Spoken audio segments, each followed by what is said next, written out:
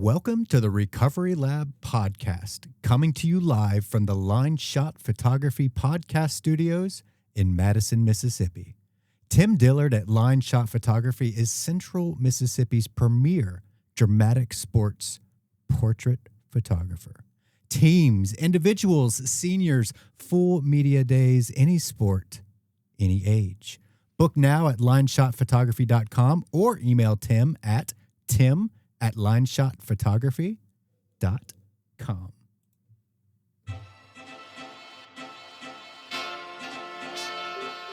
This is the Recovery Lab.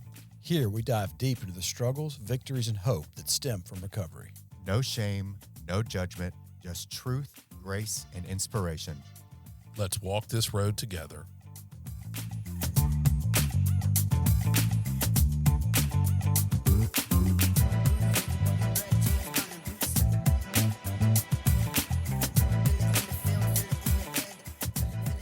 All right. Welcome back to Recovery Lab, episode 120. Woo! Yep, I'm David Sugg. I'm Brynn Knox. I'm Daniel Anderson. And we are here. We get to fulfill one of our wish lists. You've been on our wish list for a while, Mr. Jeff Good. We're super stoked to have you here, man. You're kind to say that. Thank you. I hope I don't disappoint. May happen. You never know. The pressure's on. It's going to be great. We were just talking about what Labor Day weekend was like, and you've had some new experiences down the Big Easy. That was super cool. We did yard work, stayed busy. Brynn, what'd you to get into? The beach, and I did not want to come home, so I'm here reluctantly. But I am very excited because you have been on my wish list for a while. I know that David's worked in the restaurant industry a lot. Mm-hmm. I was in the restaurant industry a lot, and you're like, so you're kind of our guy that we kind of like look to, like, he did it right. And so I want to hear so many things. Cut that. I want to hear about your recovery too, though, because I think everyone knows Jeff Good as, the restaurant guy. But like, who made that guy, and what does that guy struggle with or not struggle with these days? Sure. And so if we could, can we start at how you grew up, your family life, what that looked like? Do you have alcoholism in your family? I think so. And also just, I think we all model ourselves after, our family experience, our family of origin. My dad was definitely a workaholic, and somebody who strove for attention. He was a good man. He was a dean of students. Did that for his entire life. Where? So he was born and raised in Boston, and got his start after the war. He was in World War II. Got his start at Boston University. During the grad program, he became a college counselor, and then he got a master's in English. He was planning on teaching, but he fell into counseling instead, and then quickly got a job offer to go to Mount Vernon, Iowa, and Cornell College. A small private liberal arts school there, to be the dean of students. And that's where he started that path. From Cornell, he went to Salt Lake City to Westminster College, and from Westminster College to Jackson, Mississippi to Millsaps. That's his story of his job. I was born in Mount Vernon. I lived there. We moved after kindergarten, so I barely have any recollections. We moved to Salt Lake. So I was raised in Salt Lake City. Okay. So that is very formative to me on a number of levels. And when we talk about recovery and we talk about, kind of looking at that whole, origin story, a couple things. We lived on campus. So we had a house, but it was on college campus. My dad was extremely popular. He was the vice president, dean of students. He was the most popular man on campus. He was perpetually at work. Mm-hmm. He would come home for dinner and he would go back, just walk across the campus to go to this event or that event, the other event. As a result, our relationship was somewhat distant. He was not an athletic dad. He was not a dad that was into sports or outdoors, or he was more of an academic, but there's a distance between us. I was the third child. I have an older brother, 11 years older than me. I have an older sister, 9 years older than me. I'm kind of there by myself. And I started working when I was 13 years old. We were a single family a single income family. So money was a tight commodity. And when I was 13, I started working as a janitor in a printing shop this is middle school, after school every day. And that work became my something I excelled at, and got into food service when I was 15. But I always did well at work. I always was responsible for my own world. I got to work by myself, take the bus, and then eventually when I started driving. And that independence started to form a loop of work, independence, success. And, I saw that with my dad, that he was work and kind of that distance. So I didn't, my mom was a loving mom and, stay at home, former RN, but it was, I grew up, and I kind of learned as I got older and I started getting into some nonsense, which being in Salt Lake wasn't drinking and drugging, but it was just like light vandalism or staying up, late at night and, going cruising and, throwing eggs on people and just all that, terrible stuff that we laugh about like it's okay, but it really isn't. So I learned to hide things. So that's kind of the micro. The macros, I grew up in Salt Lake City, Utah. I was raised Methodist. I'm in a community that's 90% LDS, Mormon, Latter-day Saints. I was in any community where there is a vast majority, a super majority of folks that have one commonality. Those that are not like that will be ostracized. Now enter in middle school and high school, and you can imagine how difficult that was, and particularly in high school. In Salt Lake with the public school system, they had a interesting bending of church and state. 6 classes were the norm for a day, and yet it was a 7-period day. So every school bell, 1/7 of the population of the high school in every public high school in Salt Lake City and throughout Utah would walk across the street to a seminary, and there was 5 days a week church class for LDS. So I wasn't part of that. I wasn't part of, family home evening, being in the stake. Everyone knew I wasn't Mormon. Plus, I was somebody who worked and didn't do sports, so I was kind of an outsider. So I was bullied a good bit. I was my deep relationships were few and far, and oftentimes work related. So that, to answer your question about origin, growing up in Salt Lake, being an outsider in a community where everyone, quite frankly, Brynn, looked like you, blonde, blue-eyed, Jorgensen, Smith, Jones, very, very that kind of culture. And then you didn't say young. Well, by definition, I was in junior high and high school, so well played, young lady. I tell all this, you kind of, I guess, a little, really in my feels there, but I tell all this as a setup to getting here. My dad decided to change jobs my junior year of high school. So we moved for my senior year. We moved the summer of 1980, and I enrolled at Murrah High for my senior year. Never been to the Deep South, didn't know anything about the Deep South. Went to school with 4 people of color my entire existence in Salt Lake. And now I'm in a school, at that point, that was 75% black, the rest white. I'm getting used to, first of all, moving in high school and just, used to being an outsider. And now I'm in this weird world. And at that point, that first week of school, had a little incident in a class. I was sitting in the front of the class, chewing on a pen, it exploded in my mouth. I obviously must have made a really weird like this. And the teacher looks at the seating chart and says, Mr. Good, is there a problem? I stick my tongue out, go to the bathroom. The class erupts in laughter.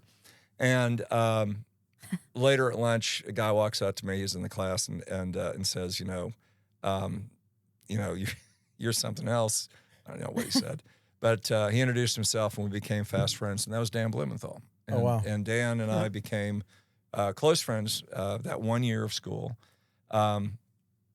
He may have handed me my first bong hit. He definitely took me to my first keg party. Yeah. And that's that senior year at Murrah, that being transplanted, got a job working as a cashier at LaFleur's restaurant, worked as minimum wage, 6 a.m. in the morning on the weekends. Saturday and Sunday I did the 6 a.m. shift, and oftentimes I'd work doubles and close down 11 or 12 in order just to make hours for some money, but it was very poor money. And it was very poor time management because I did very poorly at school by doing that. But that was my job. And so as a result, if I was off on a Friday night, I'd hit the parties and I'd go to work hungover and the like. But Do you remember your first drink? it's back in Salt Lake. I was working in a drive-in movie theater, and I was there was a truckload of girls. They were out partying, and they were drinking Seagram's 7 and 7, and I had my first drink of Seagram's 7 and 7. I remember that. That's a big first drink. Yeah, it was. It was very sweet too. So yeah, that's. So I think my dad. You mentioned, the whole thing started off. Was I had alcoholism in my family. My dad and my brother both were heavy beer drinkers. So if Dad was home, and David is at one point as an adult lived with us, there was a habit of them, downstairs in the TV room, watching something and drinking beer together, and that behavior, I'm sure, set the stage for me a little bit too. It's very bittersweet talking about this because actually, and not to make this not evergreen, but you mentioned Labor Day, so I guess we're time stamping this a bit. Next week, I'll be in Cedar Rapids. I've never been back, and the reason my dad passed away last year, as did my mom. My dad was 99, Mom 97. Lived a very long and fruitful life, and at home the entire time. And They both passed away last year? yes, I did. They've been 70 years together. When one passed, the other followed, which was appropriate. Anyway, I put my dad on Facebook a decade and a half ago, whenever. Best thing he says they ever did, because it connected with him with all these students from around the nation.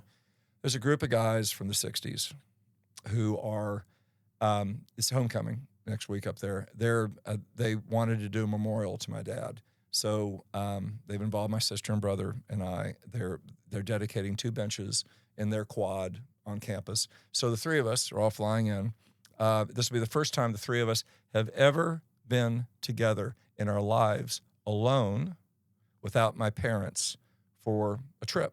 Wow. Unless they took me somewhere as a child and I don't remember. Yeah. So this is going to be a really interesting time, and there'll be a lot of discussion about last year's loss of my parents, and there'll be discussion of our life apart and together, and there'll be a lot of joy about celebrating Dad. But that's, I can see. So I guess by saying that, alcoholism is shitty. It's just something that takes so much away from life.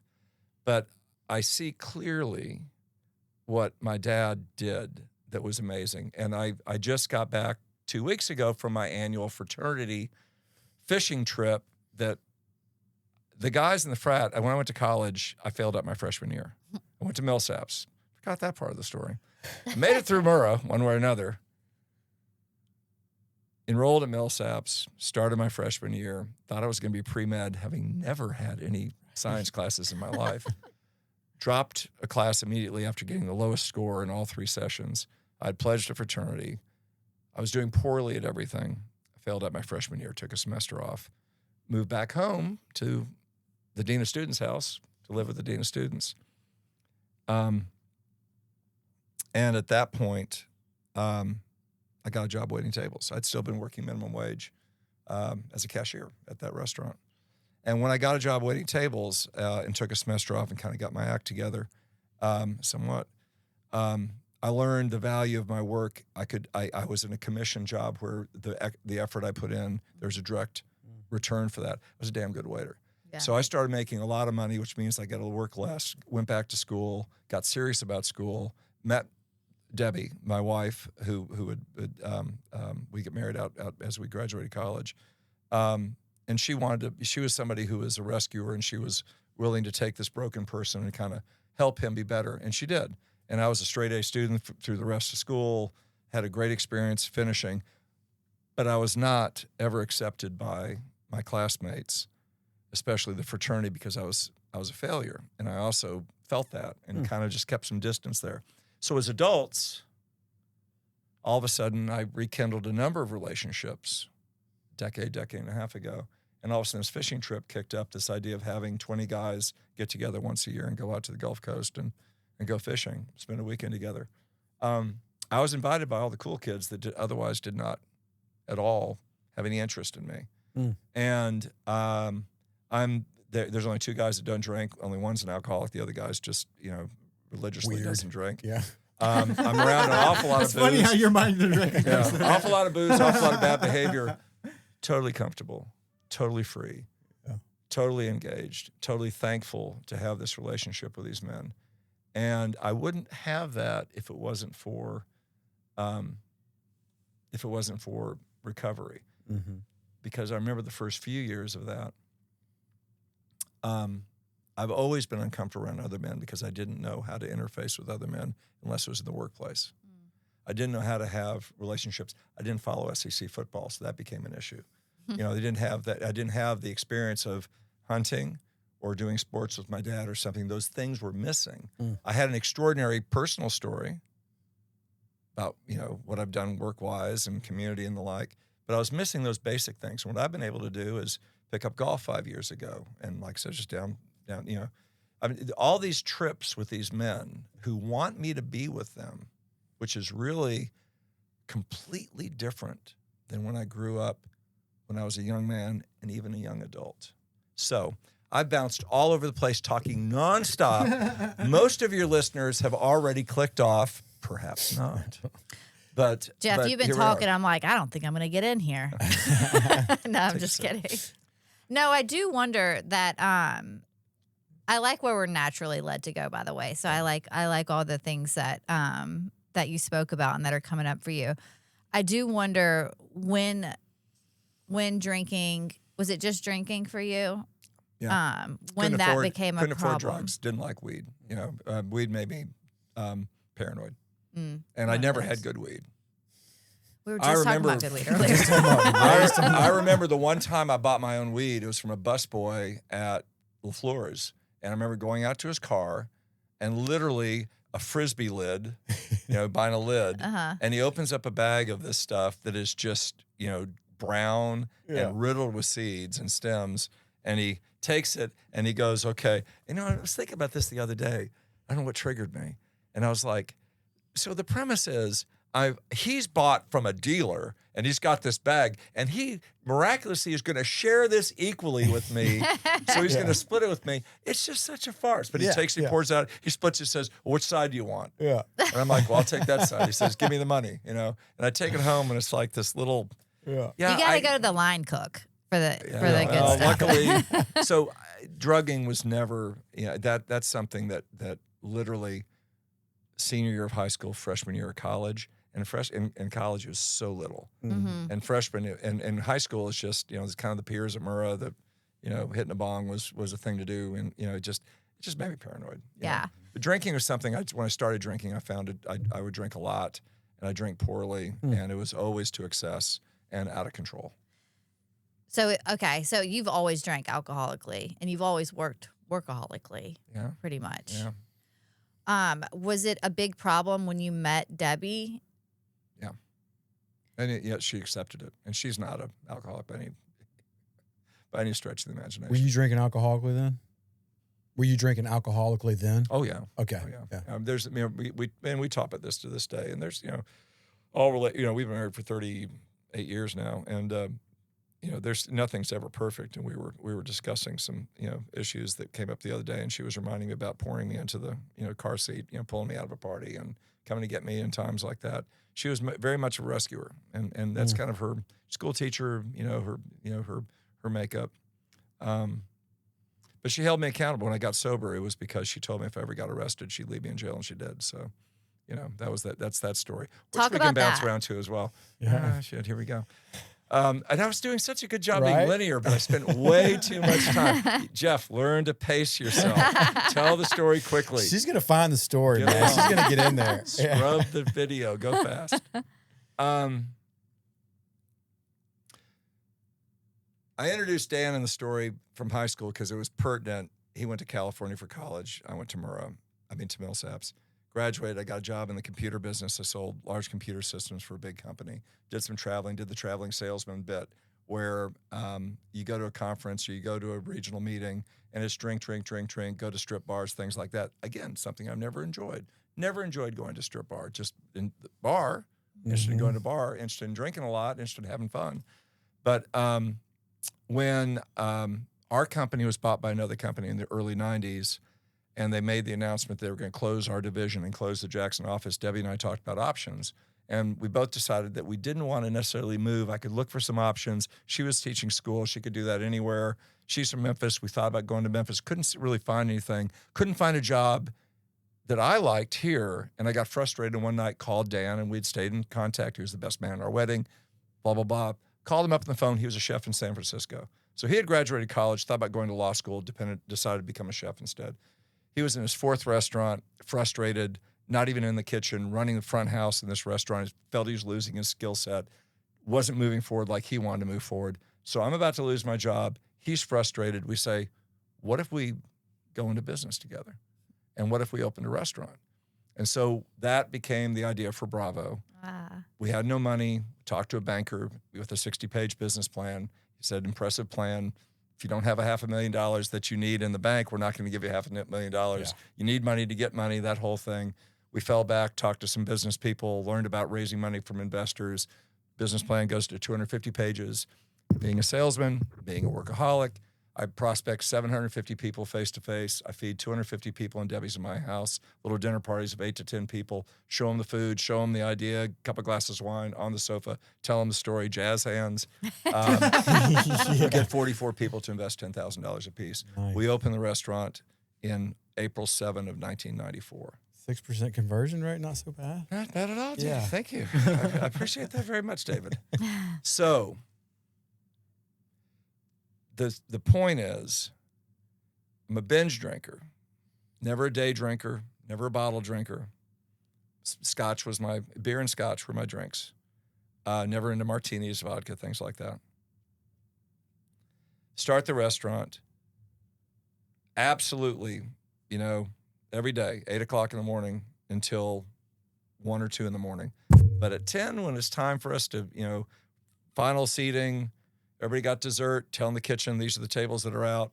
Then it's time for scotch. It's time for scotch. Waiters want to hang out. Let's have some beers at the bar. Let's talk. I'll stand behind the bar and be the big man. That was the best part of the night. That was the stuff. We don't do that anymore.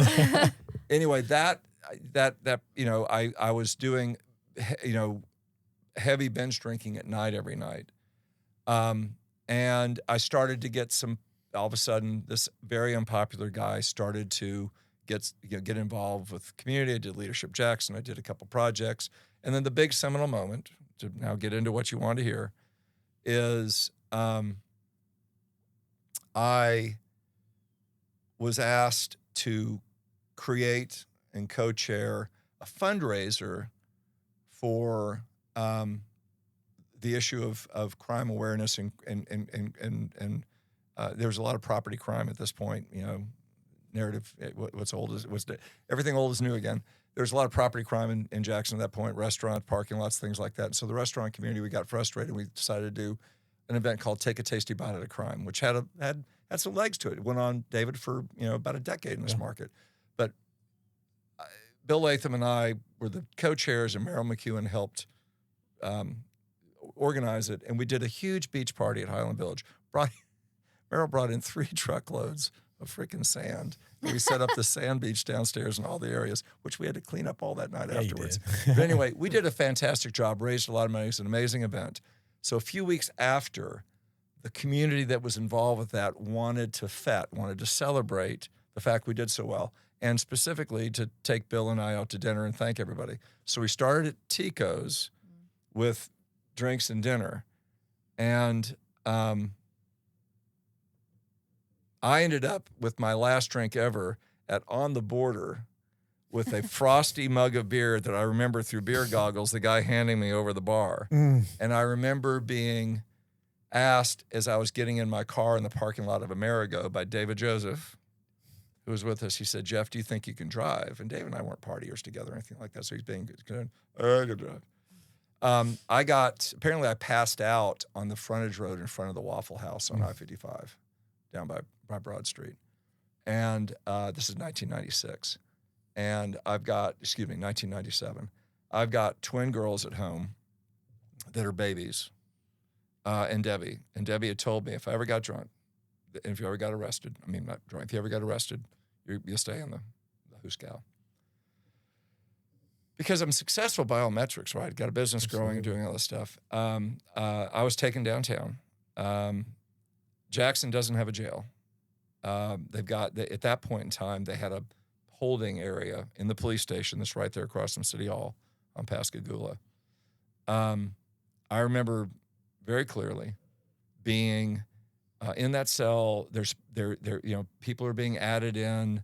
There's this kid that comes in covered in blood, and he's just manic, and you say, I didn't do it. I didn't break into that house. I didn't get cut by that window. Obviously he broke into the house, got cut by the window. He knows the whole story. There's a bunch of folks. Some people are sleeping. There's maybe a dozen people in there. And then the door opens, and they say, come on, everybody out. And, I don't have a watch. I don't have shoelaces or a belt. I don't know what time it is, but I'm assuming it's around 3. We're being brought out to this main room, and they take a light chain or a rope or something, and they start looping it through our belt loops. And I say, what's happening? And the guy looks at me and goes, you're going to Raymond. So they're taking us down to the detention center. And it's not, the funny thing about God works is, again, I'm being feted that night for taking a tasty bite out of crime. Yeah. And now I'm being taken down to the detention center where, we would be strip searched and, that whole bit. I have it wasn't a panic attack. I had an out-of-body experience. Literally, right there.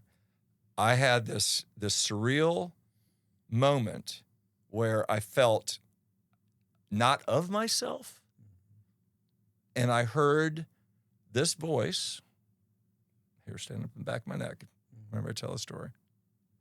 I hear this voice as clear and as loud and as absolutely throughout my body that says, the only reason you're here is because you're drunk. And then I feel a push on my back, and it's the guy behind me, and he's pushing me and saying, go, because the line's moving, and I'm obviously, somewhere else. And come to, I remember kind of shuffling a little bit, and then I remember hearing this ringer, telephone, desk phone, ring, ring, ring, ring. And we're walking towards this elevator, and the elevator light is pointing down, because that's where the parking lot was. Also a good metaphor. And the phone stops ringing, and I hear a female's voice from way away says, stop the line, pull good. And so the guy comes up to me, and he says, you good? And I'm like, yeah. And he goes, and he starts to undo the little rope thing. And I said, what's going on? And he goes, you're bailed. They all walk forward. Elevator goes down. I go over, get my shoelaces, my wallet, whatever the hell. Little baggie. They walk me towards the elevator. We start going up. Immediately, I start going into, what am I going to tell my wife? How am I going to get out of this? What kind of story am I making? What am I going to do? How am I going to, this typical alcoholic thinking. What am I going to do? Door opens up, and there's a guy, Bobby Swallow. Hope he doesn't mind me outing him. When I started the restaurant, the friends that I had, the guys I used to play tennis with, the guys I used to go drinking with, the guys that were my friends, I left them all in the past because I didn't have time for them because I had work to do. And literally, I did have work to do. I was at work all the time. We did 7 days a week. That's all we did. Here's a guy that I used to do a lot of things with that I'd totally written off. And it's 4 in the morning now, 4:30 in the morning. And he lives all the way out at Waterwood, which is way out past Pelahatchie. And he had come in and bailed me because my wife called his wife. My wife and she were very close friends, and she called to cry and say what had happened to me. And he overheard it, and he got out of bed, and he drove down to bail me. He took me to Waffle House, told me I got, and he was a very affable guy. He didn't say, you fucked up. He said, you got a lot to answer for here. Your wife is, crushed. That next morning, I called John Owens, who was a recovery therapist here, who actually, Brynn, I had been seeing with my wife in marriage counseling for the last 6 months or so. And every time we went, I wrote a check the days that she said, write the check for us.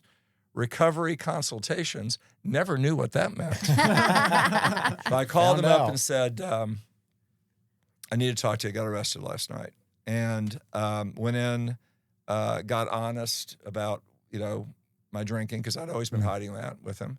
And we both agreed that some form of treatment would be a good thing for me.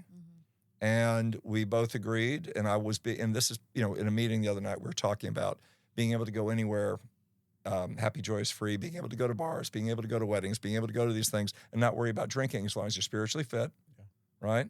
And you have a plan. And what's your intent? I'm sorry, you're spiritually fit, you have a plan. And what's your intent for going? Yeah. So when I say, John, I can't go to treatment, I can't go to inpatient treatment, I was saying that literally I couldn't. I was the only front house manager of a business that we had just started 2 years before. We didn't have a team. There's no physical way I could do that. And I didn't have the money. We were poor as dirt. We're just kicking rocks money-wise. We agreed I could do IOP.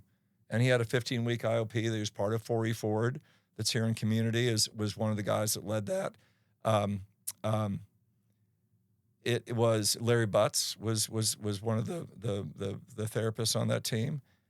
Johnny Ragsdale, before he passed, Johnny was in that group. Wow. And John Owens, and I did that. Yeah. And then I did a little AA on the tail end of it. I never relapsed. I've not had a drink since that time. Wow. Because for whatever reason, the compulsion to drink has exited. But I just got back to work, Brynn. And so my real recovery story, and when I first met Danny, when he had a different business and he was doing some home remodeling stuff and making nasty bathrooms look great with a great porcelain paint, I was fucking a tyrannical, sober, dry drunk. I have, for 20 years, have been sober, but not at all the guy of recovery. Don't get there yet. When you're in IOP, how did you leave there, go to work, do home, twin daughter, all that kind of stuff? Like, how difficult was that to not touch alcohol? Like, did your brain ever tell you, like, hey, it wasn't that bad. Hey, I can just have just one. Like, because I know IOP is tough for a lot of people because they need that separation. I think I made a decision, and I, it's interesting. I really don't know that I can tell you specifically what all the thought process was. Yeah. I remember I desperately wanted to not be in trouble anymore. I desperately wanted something different. I wanted something different. And I remember connecting to, I think it was something somebody said, during one of the talks at IOP, if you're allergic to bananas, you wouldn't eat bananas. And I was just like, I'm allergic to bananas. I don't need to eat bananas. The interesting thing is that I'm in the business of selling liquor. And, I would leave IOP and be right back in the middle of the dining room, busy as hell, serving wine, picking up drinks, helping, busting tables, doing the whole bit. The first signs that something was different was about 3 or 4 nights in of being sober that Karen Newman, one of the bartenders, I hear her saying to somebody, has anyone noticed that Jeff isn't drinking? Oh. I overhear that and I look at her and I go, yep, I'm not going to drink anymore. I'm going to try. I'm trying. I was in jail the other night. I wasn't embarrassed about it. I think I got up front early. And one of the interesting things when I talk to people about this in recovery and, finally had my first sponsee that I was working with. And we all have different work situations and family situations. Since I didn't have a boss, I had investors and I had community, I didn't go out and I'm much more brazen about it now, but I didn't have somebody who was going to fire me. And I told my partners immediately, called them, they were the first call, the morning after, I said, I will not be able to come to work today. I got arrested last night. I'm going to be dealing with this, trying to figure some things out. And they were, they're transactional brothers, Dan and David, and they were, I think they, empathized with it, but, they also knew that I was a bit of a fuck up when I drank. So, good for you. But yeah, I was alone in doing it, but I was able to do it. And I think that has a lot to do with maybe this sheer grit that I have, that maybe I've learned from, somehow just surviving. But it's interesting. My story is I haven't had a struggle back and forth on drinking. There's been a couple times when we opened Broad Street, the night of the party, and it was a champagne toast. It was like, I get a glass of champagne, and I'm like, I think I'll have this glass of champagne. And my wife looks at me and she says, "Put that thing down." And I got a little pissed about it because I was elated and I was up in my ego and everything because I wasn't in recovery. I wasn't spiritually fit. I didn't drink, but I was pissy about it. Yeah. This is my night. We're opening a second restaurant. Yeah. This is the time. Just one, Debbie. So now fast forward to where you were going with it. So you were a dry drunk pretty much. Yeah, whatever the term is, And that's, Unlimited's my home group, and, we have a lot of sobriety in that room, but we also have newcomers, and apparently this is a great year for recovery. There's just a lot of new folks. It's great. And, my story is so different. I never had a sponsor until 5 years ago. I never went through the steps until 4 years ago. That's wild. I never knew how much my ego was out of control and could reflect upon myself, even though I was, sensitive and smart and all that stuff. This program has fundamentally made me better, far from perfect. Still have huge issues with my default mode is selfishness. My default mode is avoid pain. My default mode is you think I'm empathetic, but I'm really not. It's a false sympathy. I want something from you if I'm being empathetic. There's some real issues there that I'm trying to dial in on. What made you get a sponsor?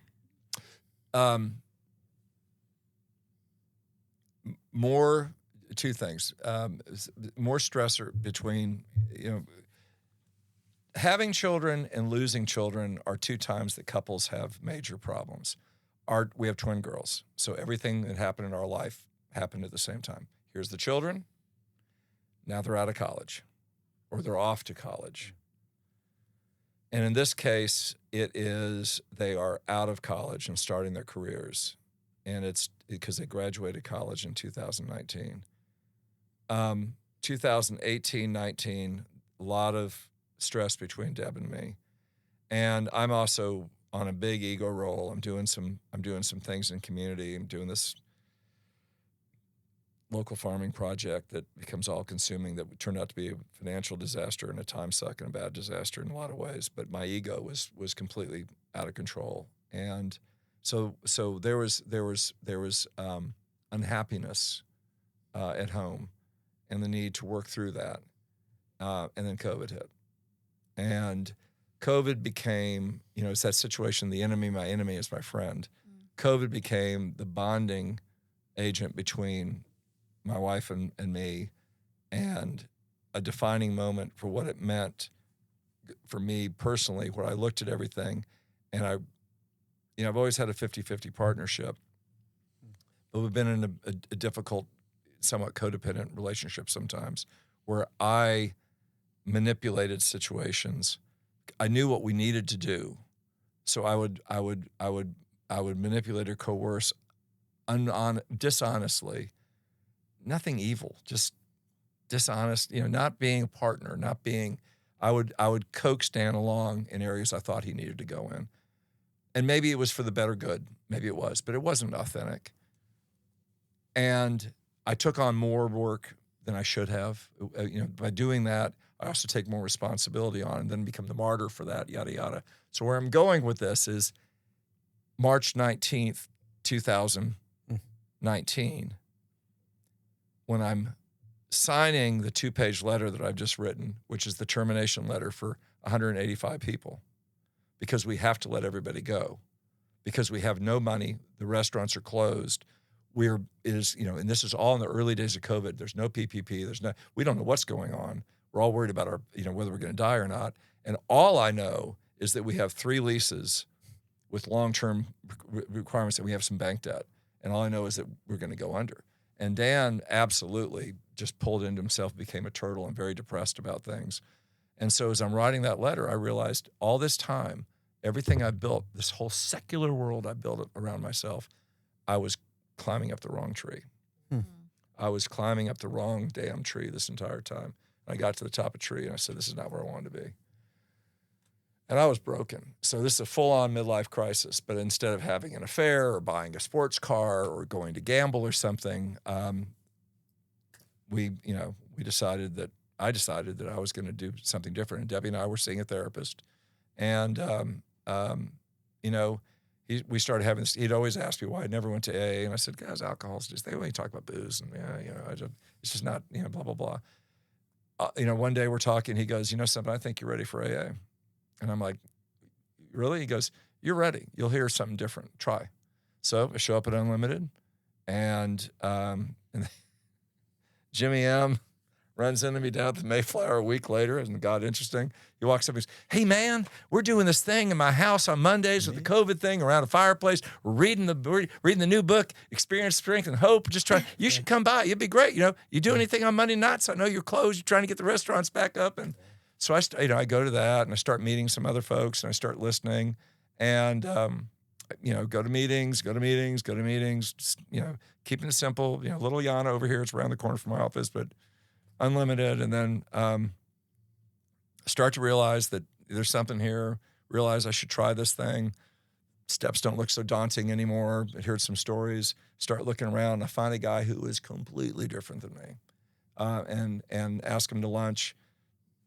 Song and dance, jazz hands. And then he finally says, are you asking me to sponsor you? Yeah. And I'm like, yeah. And he was absolutely perfect. And he took me through the steps perfectly for me. Slowly and deliberately. I have a good friend, Brian O'Shea, who says, it's part of that, and Carver Brown, the back to basics, quickly and often. Yeah. Do the steps quickly and often. For me, it was slowly and intentionally. And the spiritual change happened. The enlightenment happened. The understanding happened. And the desire to be part of that community is real. And I get a little pit in my stomach on Tuesdays and Thursdays, right around 4:30, where it's not a pit. I get a little tickle. And it's like, what are you doing? How can you wrap this up? You need to be in Unlimited in an hour and try not to be late. So, that's how I came to it through crisis. I was broke. I surrendered. And for me, this was surrendering to this egocentric, self-built world that was built because the child was bullied and ostracized in Salt Lake. And so in Jackson, he's become an icon. I mean, you kind of said at the beginning. And what I used to do with Debbie all the time prior to where I am right now is I used to say, that's the brand, Debbie. That's the brand, Jeff. When she would get pissed off and say, you don't Jeff Good me. Don't you be Jeff Good in me. Now, when she says, don't Jeff Good me, I go, you're right, I was. And I'm more and more catching myself before I Jeff Good somebody. It's a learned behavior.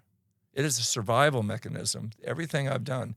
And again, I'm not evil. I'm not doing anything to, nothing evil, but just not good, not helpful, not genuine, not honest.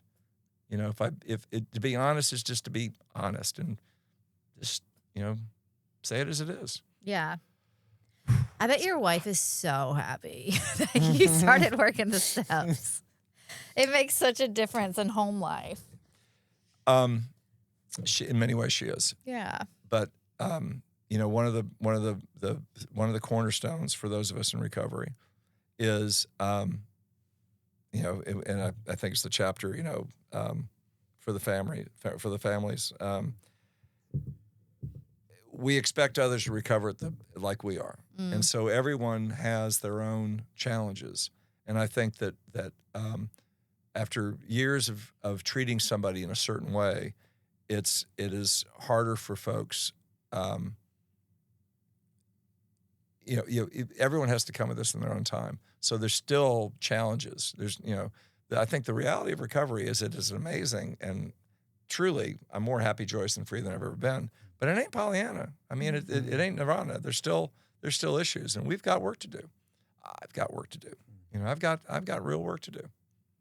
Were you surprised by anything going through steps? I know you probably had your own version of a spiritual experience and awakening, but was there anything that was like, oh, this is what I've been missing, or oh, this is super handy, like the inventory or active prayer? Mm-hmm. So, you guys have got me splayed open. This is going to be evergreen forever, right, Danny? And here it is. Yes, sir. Yeah, statute of limitations. Don't burn. Don't go down on this one. My partner and I were having many problems. My business partner, and it was exacerbated by this COVID thing. When I say partner problems, again, it's just difference of opinion. I am more manic. He is more stoic. We're in a business where dynamism is important. And with COVID, it was all about every day. What the heck are we going to do? Mm-hmm. In order to reopen, we started baking bread for Corner Bakery. I got 3 guys together. We all show up in the back. I say, this is a mask. This is how we're going to wear this. This is best practices. We're going to go in here. We're going to do this. We're going to work our way through this. I remember the first day walking with trays of bread into Corner Market and having all of these folks from a very far distance go, and going to get the bread. And the guys at Corner Market were so kind to support us so we get something going. And then we started doing neighborhood delivery where we delivered things to HOAs, and we started doing takeout again. Then finally we could open up a dining room, and it was 50% of the dining room, and then it was 75% of the dining room. We could open up the dining room, and then, every step, 1, 2, 3, different restaurants, doing all that. I looked at it once again. I was like, let's go. This is it. Let's go every day. And we got everyone back, eventually thank God for the federal assistance. We're able to bring folks back in. And because we were honest dealers to start with, people wanted to come back. I think we lost 4 people out of 184 people. Wow. It's ridiculous. Got everybody back in time. But we didn't see things eye to eye. And this was the last straw. It's just like, I'm hating this. I just don't have the passion anymore. And so something had to change. And because I'd started recovery,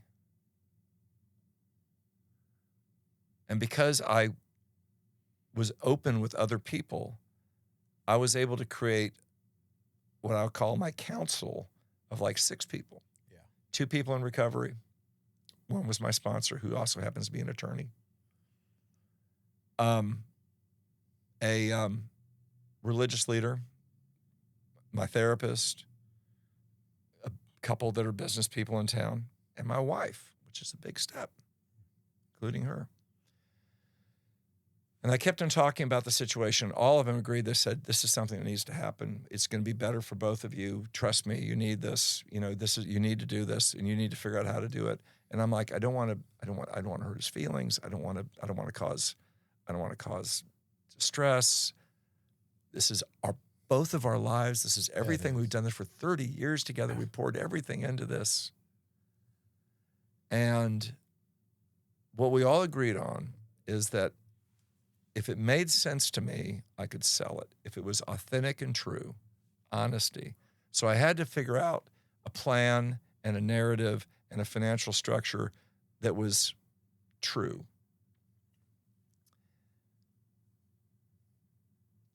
And I started to do walking, meditation, and prayer. And insight came. A few times when I was stuck, and I just said, I don't know what to do. This is very new for me. I'm Episcopal. It's hard for us.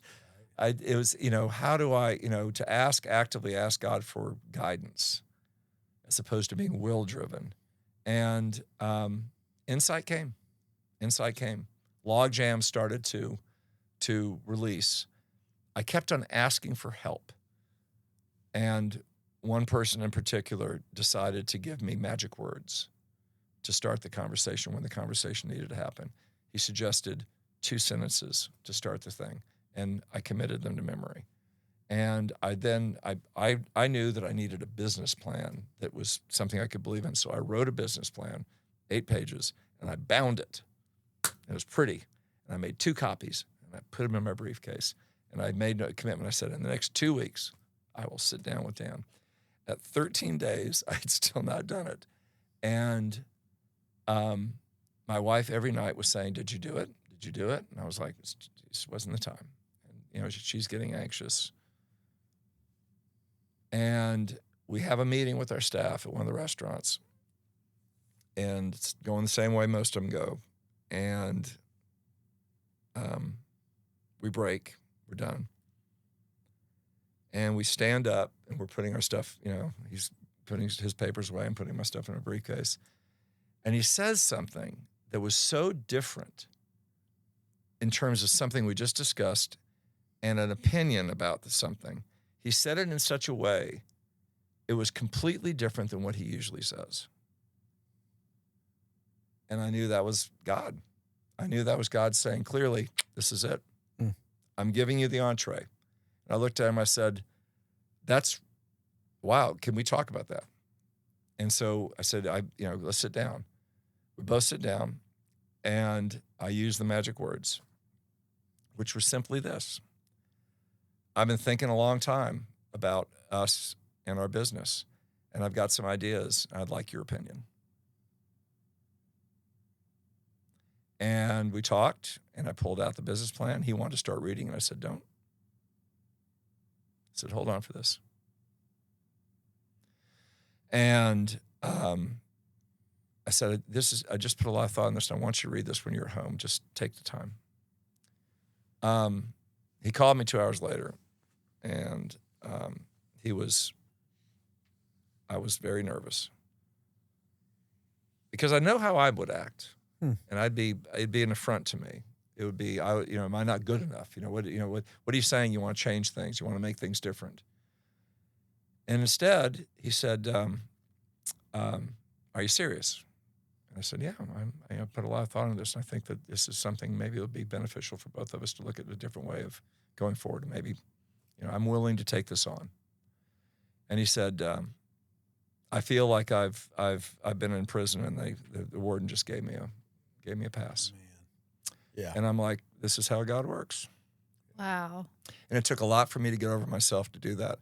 He and I just saw each other yesterday, and he picked up the last payment of the last bit of the money that was owed for the buyout.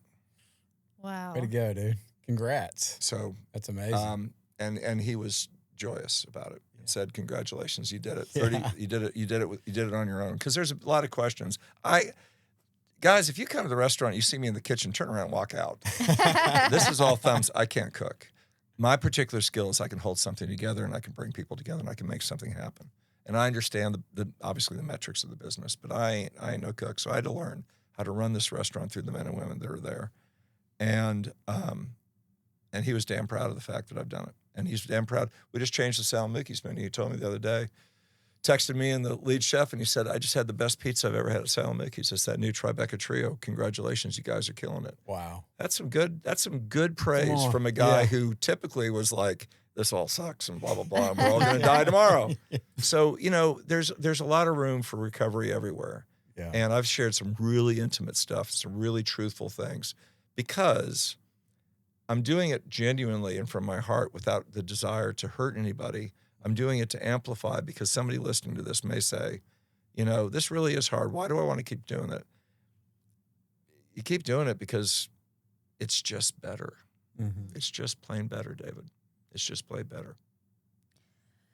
Do you have a lot of, or not a lot of, do you encourage people who are in recovery, to come work for you at one of your restaurants? How do you foster those relationships, and what can restaurant owners and business owners in general do to support people struggling with mental health and addiction better?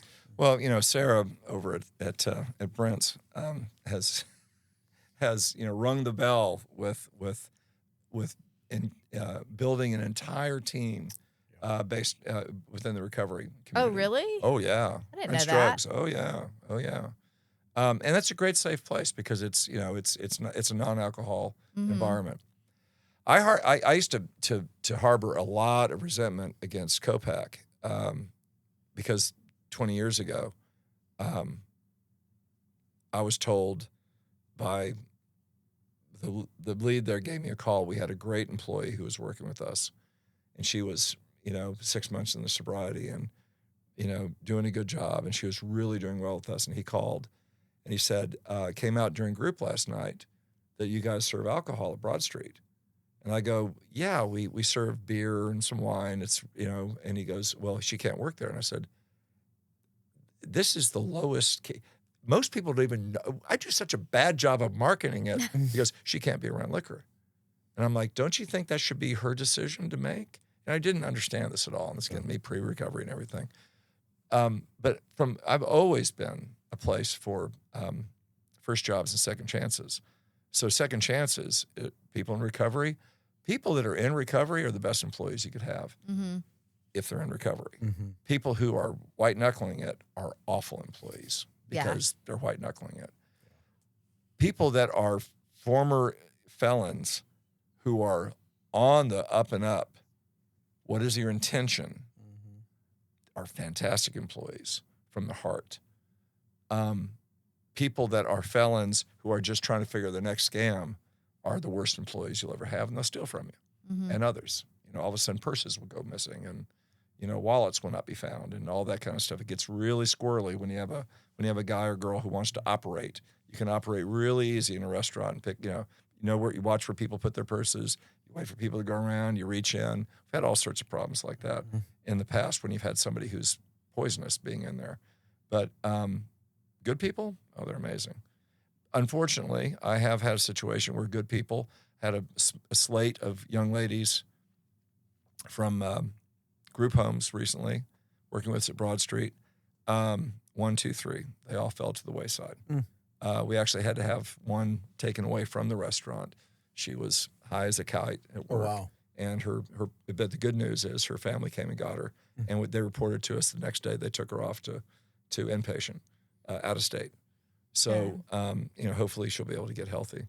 Yeah. But I am more than patient with some of the personality defects that come with folks that are like us, as long as they want to, try to do the next right thing. Yeah. So we love having. I love having the booze heads as long as they're not boozing. They work. They will work. We do.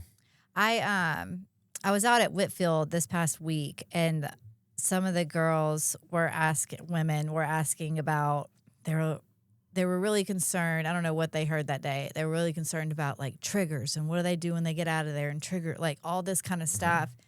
And when I got sober, I was told basically what you said earlier, like you can go anywhere, do anything, check your motives. Are you spiritually fit? And I signed up for that recovery because I don't want to get sober and give up this thing that I love so much just to go and hide from things and shield myself because I'm scared it's going to reach out and bite me. Yeah. You know what I mean? So what do you have, especially working in the restaurant industry and working as much as you do, what kind of advice do you have for those women? What's your experience? Well, let me broaden this out a little bit. Right now at work, the biggest challenge we have is with young ladies, and this is not women in recovery in general. Young ladies particularly, young men too, particularly young ladies, being extremely brittle and unable to handle any kind of conflict. And so there'll be some workplace conflict. It could be staff member to staff member. It could be a manager to employee. It could be customer to employee.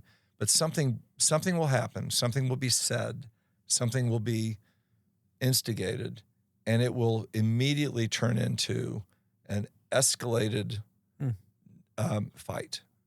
And it serves no one and will end up in someone being asked to leave and not work with us any longer.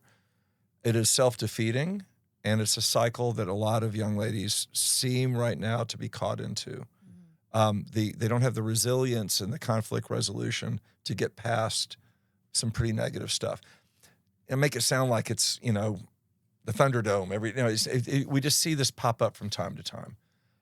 This inability to just kind of slow down and understand and be a little empathetic and also understand that this is just in this moment. It's just, yes, it's just in this moment. I've seen people go off on each other at the drink machine because somebody cut them off to reach through to get a cup. And that's the last time you're going to do that to me. And by the way, your boyfriend and, blah, blah, blah. So now enter in, also struggling with getting clean or getting sober.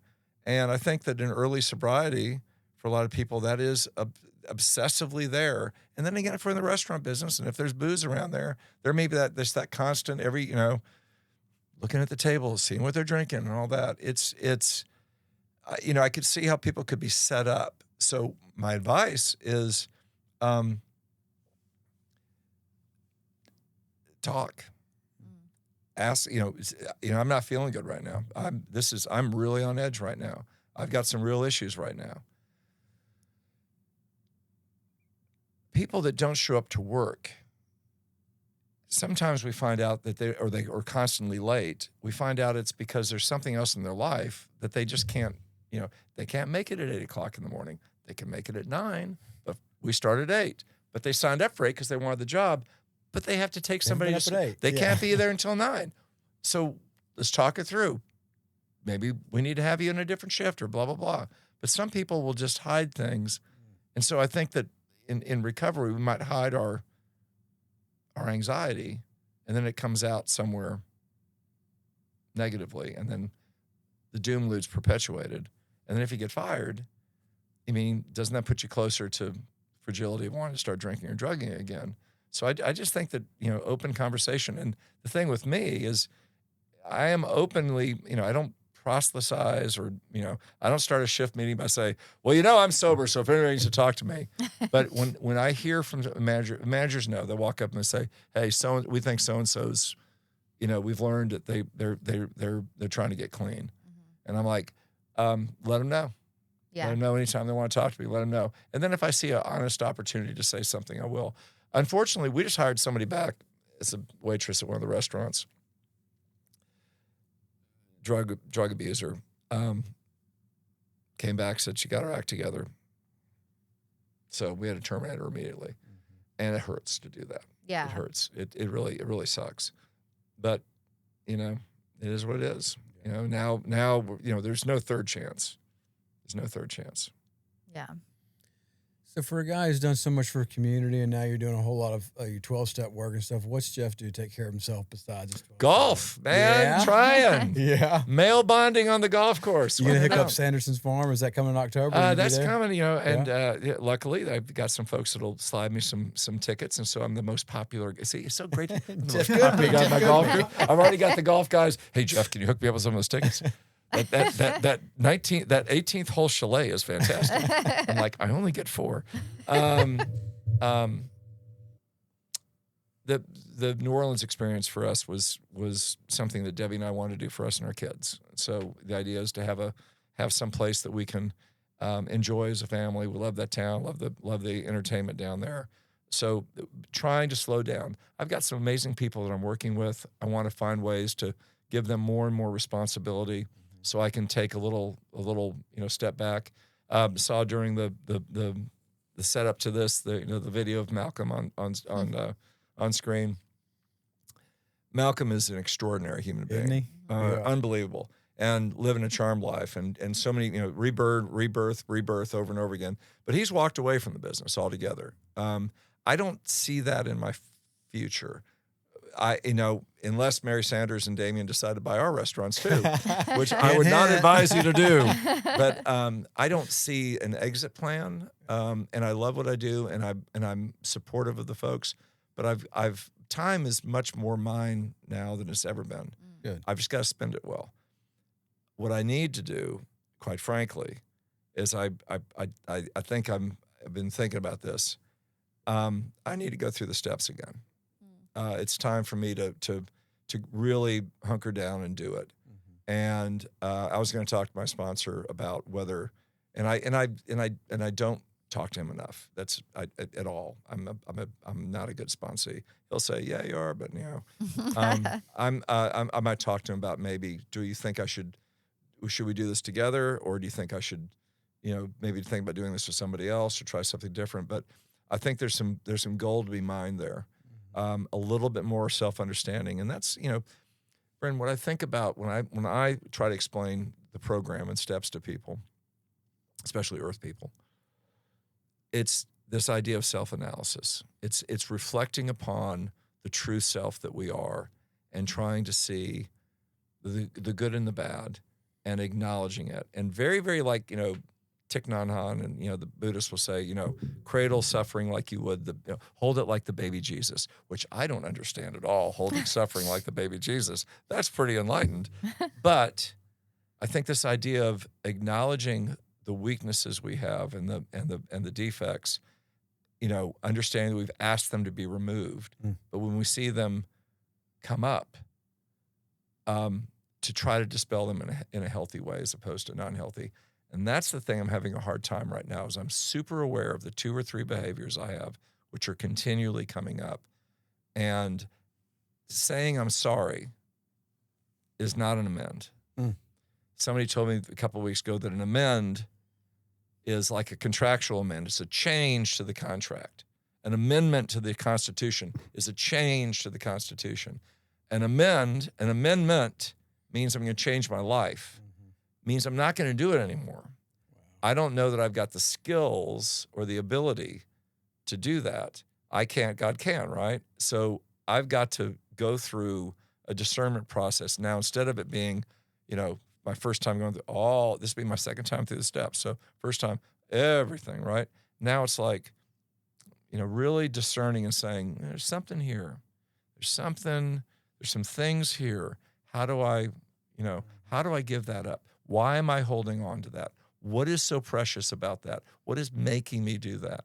What is the question behind the question in this broken man that is making me act out that way when stimulated?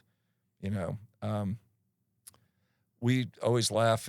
Some of the guys that in recovery that I admire, we say 2 out of 10. When we talk about doing well, it's like, well, for 2 out of 10, we're doing all right. Pretty good. I thought that was funny, and now I'm really starting to say, no, it's not. I should be 8 out of 10. I should be 8 out of 10. I should be able to, my life is blessed enough. I have enough. I don't have so many outside stressors now. I should be able to work out this path here better. I don't need to call in a mulligan. I don't need to, I should be able to do this better, but I can't. So there's a real issue here about asking for help. And so I need to get at that. So I think by saying this in front of you guys, I guess I'm holding myself accountable. Yeah, you outed yourself. I have a question. Just a little bit today. I know we're running low on time, Danny, but I was wondering, did your relationship with your dad change at all since you started real recovery in the last few years of his life? Yeah, I distanced myself from my parents just like I did with all my friends. And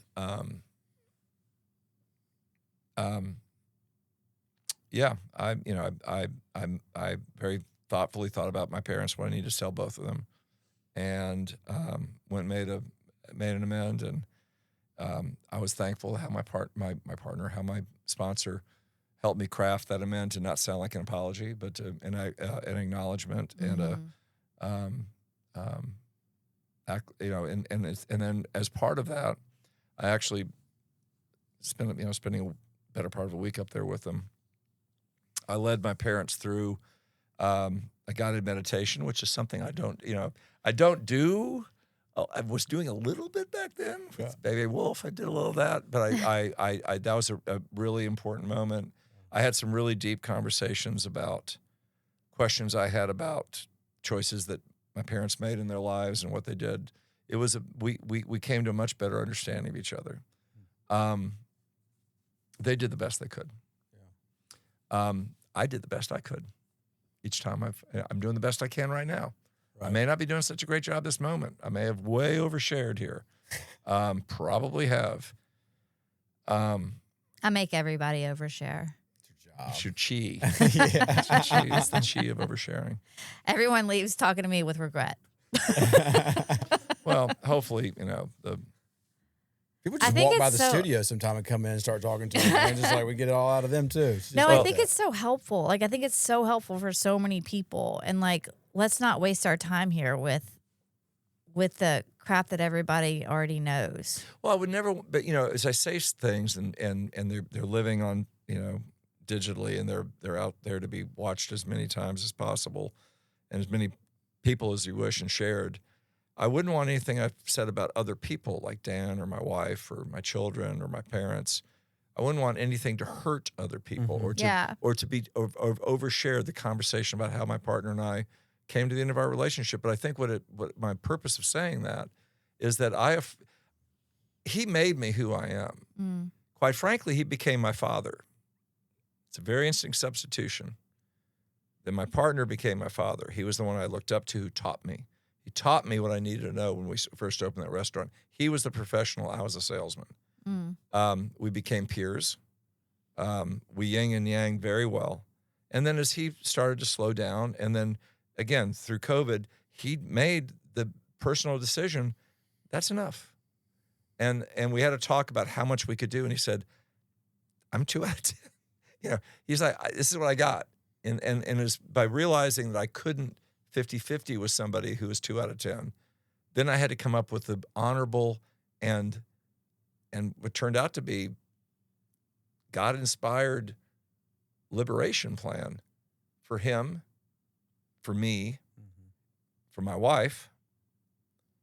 And interesting enough, for the couple hundred people that work with us, particularly 2 people who had left our business, not out of any statement or any, mommy and daddy that you fight too much and so we're leaving. That was always the joke, because mommy and daddy are fighting, watch out.